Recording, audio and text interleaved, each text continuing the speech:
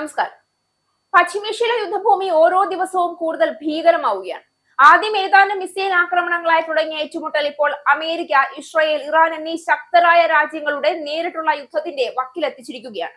വെടിനിർത്തൽ ചർച്ചകൾ നടക്കുന്നുണ്ടെന്ന വാർത്തകൾ പുറത്തു വരുമ്പോഴും മറുവശത്ത് കൂടുതൽ ആക്രമണങ്ങളും പുതിയ സൈനിക നീക്കങ്ങളും നടക്കുകയാണ്. യുദ്ധം അവസാനിക്കുമെന്ന പ്രതീക്ഷകളെക്കാൾ ഇനി ഇത് കൂടുതൽ അപകടകരമായ ഘട്ടത്തിലേക്ക് കടക്കുമോ എന്ന ആശങ്കയാണ് ശക്തമാകുന്നത്. ഡൊണാൾഡ് ട്രംപ് വീണ്ടും കടുത്ത മുന്നറിയിപ്പുകളുമായി രംഗത്തുണ്ട്. ഇറാൻ കരാറിൽ എത്തിയില്ല എങ്കിൽ വലിയ ആക്രമണങ്ങൾ വീണ്ടും തുടങ്ങുമെന്നാണ് ട്രംപ് പറഞ്ഞു വെക്കുന്നത്. മറുവശത്ത് ഇറാനും പിന്നോട്ടില്ല എന്ന നിലപാടിൽ ഉറച്ചു തന്നെയാണ്. യുദ്ധഭൂമിയിൽ പുതിയ തന്ത്രങ്ങൾ ഇറക്കാൻ ഞങ്ങൾ തയ്യാറാണെന്ന മുന്നറിയിപ്പാണ് Iran parliament speaker Mohammad Bagher Ghalibaf നൽകിയിരിക്കുന്നത്. ഇതോടെ പശ്ചിമേഷ്യയിൽ വീണ്ടും സൈനിക പൊട്ടിത്തെറിയുടെ സൂചനകളാണ് ഉയരുന്നത്. സമാധാന ശ്രമങ്ങൾ പരാജയപ്പെട്ടാൽ ഇറാനെതിരെ വീണ്ടും US സൈനിക നടപടിക്ക് ഒരുങ്ങിയേക്കും. ഇപ്പോൾ നടക്കുന്ന മധ്യസ്ഥ ചർച്ചയിലും ഫലം കണ്ടില്ല എങ്കിൽ US പ്രസിഡന്റ് ഡൊണാൾഡ് ട്രംപ് ഇറാനെതിരെ സൈനിക നടപടി എടുത്തേക്കുമെന്ന് US മാധ്യമമായ ആക്സിയോസ് ആണ് റിപ്പോർട്ട് ചെയ്തത്. ഇതിന് മുന്നോടിയായി ട്രംപ് മുതിർന്ന ദേശീയ സുരക്ഷാ സംഘത്തിന്റെ യോഗം വിളിച്ചു ചേർക്കുകയും ചെയ്തു.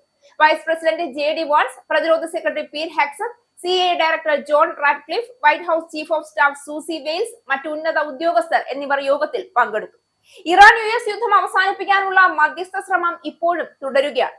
Pakistan chief of defence forces Asim Munir ചർച്ചകളുടെ ഭാഗമായി ഇറാനിലാണുള്ളത്.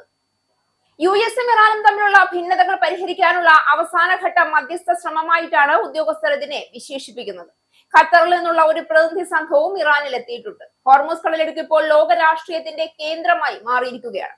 ലോകത്തിലെ എണ്ണ വ്യാപാരത്തിന്റെ വലിയൊരു ഭാഗം കടന്നു പോകുന്ന ഈ സമുദ്രപാതയിൽ ഇറാൻ നിയന്ത്രണം ശക്തമാക്കിയതോടെ ആഗോള സാമ്പത്തിക രംഗവും ആശങ്കയിലാണ്. കപ്പലുകൾക്ക് ട്രാൻസിറ്റ് ഫീസ് ഈടാക്കുമെന്ന ഇറാന്റെ പ്രഖ്യാപനം അമേരിക്കയ്ക്കും പാശ്ചാത്യ രാജ്യങ്ങൾക്കും പുതിയ വെല്ലുവിളിയായി മാറുന്നു. യുദ്ധം വെറും മിസൈലുകളുടെയും ബോംബുകളുടെയും പോരാട്ടം മാത്രമല്ല, ലോക സമ്പദ് വ്യവസ്ഥയെയും പിടിച്ചുകുലുക്കുന്ന ശക്തിയുടെ പരീക്ഷണമായി ഇതോടെ മാറുകയാണ്. ഇതിനിടെ അമേരിക്കയും ഇസ്രയേലും ചേർന്ന് പുതിയ സൈനിക നീക്കങ്ങൾക്ക് തയ്യാറെടുക്കുന്നതായ റിപ്പോർട്ടുകളും പുറത്തു വരുന്നുണ്ട്. പശ്ചിമേഷ്യയിൽ US സൈനിക സാന്നിധ്യം വർദ്ധിപ്പിക്കുകയും രഹസ്യ ചർച്ചകൾ ശക്തമാക്കുകയും ചെയ്തിരിക്കുകയാണ്. എന്നാൽ യുദ്ധം നീളുമ്പോൾ അമേരിക്കയ്ക്കും വലിയ നാശനഷ്ടങ്ങളാണ് നേരിടേണ്ടി വരുന്നത്. ഇറാന്റെ ആക്രമണങ്ങളിൽ US സൈനിക കേന്ദ്രങ്ങൾക്കും ഉപകരണങ്ങൾക്കും വലിയ നാശനഷ്ടമുണ്ടായി എന്നാണ് റിപ്പോർട്ടുകളെല്ലാം വ്യക്തമാക്കുന്നത്. ഒരു ഭാഗത്ത് സമാധാന ചർച്ചകൾ നടക്കുന്നു, മറുവശത്ത് കൂടുതൽ മിസൈലുകൾ സജ്ജമാകുന്നു. അതുകൊണ്ട് തന്നെ ലോകം ഇന്ന് വലിയ ആശങ്കയോടെയാണ് ഈ യുദ്ധത്തെ നോക്കിക്കാണുന്നത്.